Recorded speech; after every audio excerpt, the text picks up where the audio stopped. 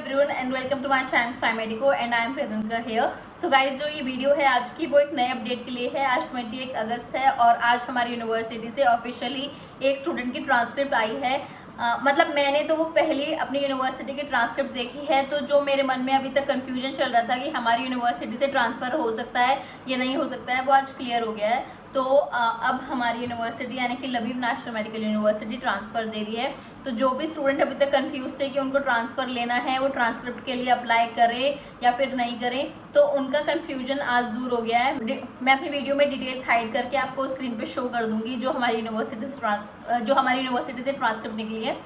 तो अब बहुत ही क्लियर है, जिस भी स्टूडेंट को ट्रांसक्रिप्ट लेनी है वो 31 अगस्त से पहले ट्रांसक्रिप्ट अप्लाई कर दे, क्योंकि जो भी स्टूडेंट अगर एप्लीकेशन 1 सितंबर के बाद देता है उसको सेमेस्टर की फ़ीस पे करनी होगी, क्योंकि ऑब्वियसली लबीब का सेमेस्टर आपके लिए स्टार्ट हो जाएगा 1 सितंबर से, पूरे यूक्रेन का ही। तो जो भी स्टूडेंट ट्रांसक्रिप्ट के लिए सोच रहे हैं अप्लाई करने के लिए, वो 1 सितंबर से पहले ही अप्लाई कर दें। बाकी रेस्ट ऑफ द स्टूडेंट जो यूक्रेन वापस जाना चाहते हैं वो बिल्कुल अपने रिस्क पर वापस जाएं। कोई सिक्योरिटी नहीं है कि सबकी अपनी चॉइस है, अपना डिसीजन है, अपने रिस्क पर ही वो यूक्रेन वापस जाएं। और यूक्रेन जाने के लिए अलग अलग वीज़ा जो अवेलेबल है नियर बाय कंट्री पर, ट्रांजिट लेटर हमारी यूनिवर्सिटी प्रोवाइड कर रही है। अगर आप यूनिवर्सिटी को मेल करते हैं तो वो एक लेटर प्रोवाइड कर रही है, जिसके थ्रू आप यूनिवर्सिटी से लेटर मंगवाकर, एम्बेसी से एक अथॉरिटी लेटर मंगवाकर ट्रांजिट वीज़ा अप्लाई कर सकते हैं। और ट्रांजिट वीज़ा अप्लाई करने के बाद आप इजीली जा सकते हैं, but at the last at your on risk. ये बिल्कुल आपका अपना डिसीजन होगा, कोई भी सिक्योरिटी वहाँ पर अवेलेबल नहीं है। सेकेंड थिंग, जो ट्रांसफ़र को लेकर एक बहुत बड़ा मिथ चल रहा है कि ट्रांसफ़र में ईयर बैक होगा या फिर नहीं होगा, और ट्रांसफ़र कहाँ कहाँ पर पॉसिबल है, क्या यूरोप में ट्रांसफ़र है या फिर नहीं है। तो जितना मुझे पता चला है, मैं सिर्फ अपने ओपिनियन आपके साथ शेयर कर रही हूँ।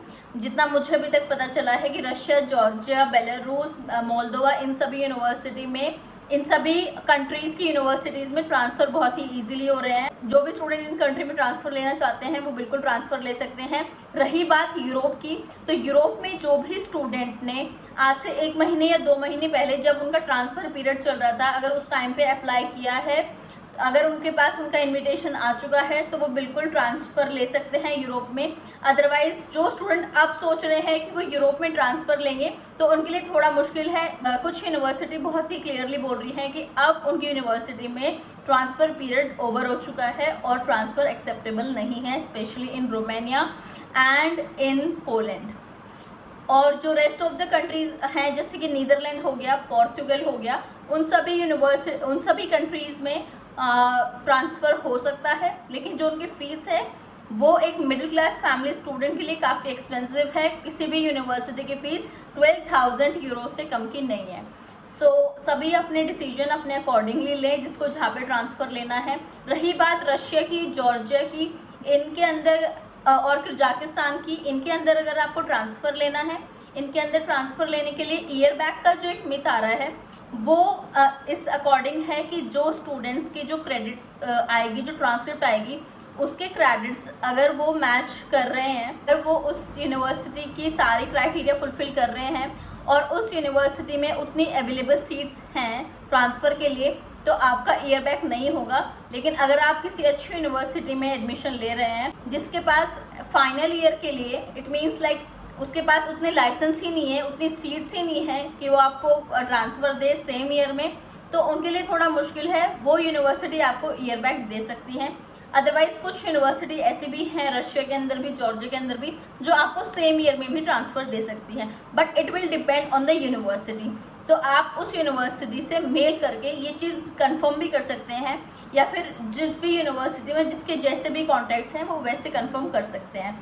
एंड वन मोर थिंग, जो अभी बहुत ज़्यादा एक हॉट टॉपिक बना हुआ है, वो सुप्रीम कोर्ट का डिसीजन आया है। उन लोगों ने वहाँ पर बहुत ही अच्छे से हमें वो सारी ऑडियोज़ और रिकॉर्डिंग्स पढ़ने के बाद बहुत ही अच्छे से समझ आ गया है कि हमारी इंडिया में कोई वैल्यू नहीं है अनटिल एंड अनलेस हम MCI क्लियर नहीं करते हैं। तो हमारे इंडिया में कोई वैल्यू नहीं है। जिस टाइम पे यूक्रेन में वॉर हो रहा था, यहाँ के पॉलिटिशियंस ने बहुत ही ईजिली मैनिपुलेट किया यहाँ हमारे पेरेंट्स को, जितने भी स्टूडेंट्स के पेरेंट्स थे, और उनको बोला कि हाँ वो इंडिया में अकोमोडेट करेंगे, स्टूडेंट्स को इंडिया में एडमिशन मिलेगा। बहुत अजीब सी सिचुएशंस में हमें डाल दिया है इंडिया ने, क्योंकि जिस तरीके से सुप्रीम कोर्ट ने बोला है उस तरीके से कोई भी सॉल्यूशन अभी हमारे सामने नहीं आ रहा है।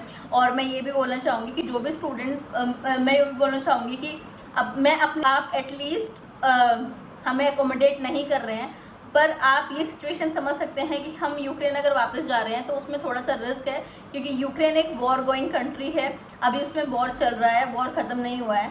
तो अगर कोई स्टूडेंट्स जिनके पास चॉइस ही नहीं है ट्रांसफ़र की, अगर वो उसमें वापस जाते हैं तो उनको कुछ हो जाता है, बिल नहीं है। तो मैं अपनी गवर्नमेंट से रिक्वेस्ट करना चाहती हूँ, और मैं सभी स्टूडेंट्स जो यूक्रेन से वापस आए हैं उन सभी को से उन सभी से बोलना चाहती हूँ कि वो गवर्नमेंट को रिक्वेस्ट करें कि वो ऑनलाइन वैलिड करें। अदरवाइज़ सभी स्टूडेंट को मैं बोलना चाहूँगी कि जिसको जैसा ठीक लग रहा है वो बिल्कुल वैसा करे। जिसको वापस जाना है वो अवेलेबल ट्रांजिट वीज़ा के साथ वापस जा सकते हैं, और अदरवाइज जिसको ट्रांसफ़र लेना है वो अपने अकॉर्डिंग, अपने बजट के अकॉर्डिंग ट्रांसफ़र ले सकते हैं। क्योंकि जैसे कि Russia, Georgia, Belarus and Kyrgyzstan थोड़ी सी चीप कंट्री हैं, जिसमें कि जिस बजट में हम यूक्रेन में स्टडी कर रहे थे उसी बजट के अंदर आप इन कंट्रीज़ में ट्रांसफ़र लेकर रह सकते हैं, और ट्रांसफ़र लेकर उसी बजट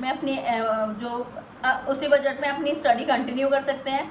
अगर कोई यूरोप जाना चाहता है तो वो यूरोप भी जा सकता है, अगर पॉसिबल है तो। उसके लिए मैं ये नहीं कह रही हूँ कि पॉसिबल नहीं है, बिल्कुल पॉसिबल है।